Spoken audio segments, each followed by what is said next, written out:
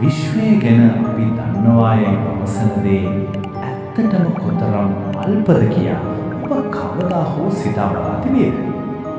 මිනිසා විසින් මෙතෙක් නිර්මාණය කළ බලවත්ම කාල යන්ත්‍රය ලෙස හැඳින්විය හැකි ජේම්ස් වෙබ් අභ්‍යවකාශ දුරේක්ෂය අපට බිලියන ගණනක් වසර ඈත අතීතයේ දෙස බැලීමට අවස්ථාව සලසා දී තිබේ. මුලින්ම මේ නිපදවූයේ විශ්වයේ මුල්ම තරු සහ මන්දාකිණි බිහි වූ ආකාරයේ සෙවීමට වුවත් එහි සොයා ගැනීම අපව මවිතයට පත් කරමින් පවතිනවා. විද්‍යාවට අභියෝග කරන මන්දාකිණි ජේම්ස් වෙබ් දුරේක්ෂය මගින් ලබාගත් ප්‍රථම ගැඹුරු අභ්‍යවකාශ ඡායාරූපය වූ SMACS 0723 ලෙස බලනවා. එහි තිබුණේ නිකම්ම තරු සමූහයක් නොවේ. මහා පිපුරුමෙන් වසර මිලියන 400ත් 500ත් අතර කෙටි කාලයක් තුළ මෙතරම් දියුණු මන්දාකිණි නිර්මාණය වූයේ කෙසේද යන්න අදටත් ප්‍රහේලිකාවකි.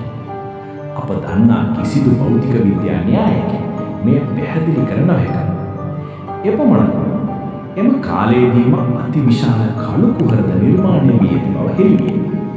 සාමාන්‍යයෙන් කළු කුහරයක් මෙතරම් විශාල වීමට දීර්ඝ කාලයක් ගත විය යුතුය. වුණත් මේවා ඒ වන විටත් ක්‍රියාකාරීව පැවතීම විද්‍යාඥයන් අන්දමන් කර තිබේ.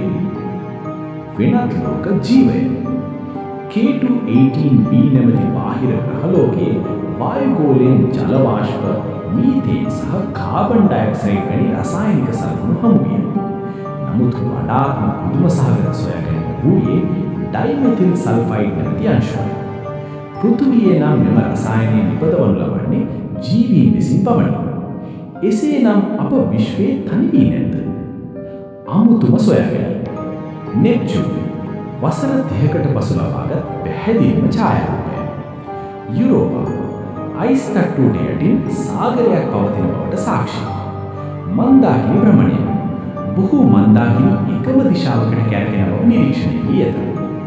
මෙම අමුතු සොයාගැනීම නිසා සමහර විද්‍යාඥයන් පවසන්නේ අපේ මුළු විශ්වයම එක් විශාල කළු කුහරයක් ඇතුලේ පවතින එකක් විය හැකි බවයි. ජේම්ස් වෙබ් අපට කියා දෙන්නේ එකම දෙයක්. විශ්වය අපි සිතනවාට වඩා සංකීර්ණයි. ඔබ හිතන්නේ කොහොමද? අපි ඇත්තටම ජීවත් වෙන්නේ කළු කුහරයක් ඇතුළේද? නැතිනම් අපිට නොපෙනෙන ජීවීන් දැනටමත් අප ආවට ඉන්නවාද? ඔබේ අදහස පහලින් සඳහන් කරන්න. මේ වගේ අවිරහස් තොරතුරු දැනගන්න පොද්ද ඩාර්ක් ස්ටෝරි නාලිකාව සමග එක්වන්න. මීළඟ අවිරහසෙන් නැවත හමු වෙමු.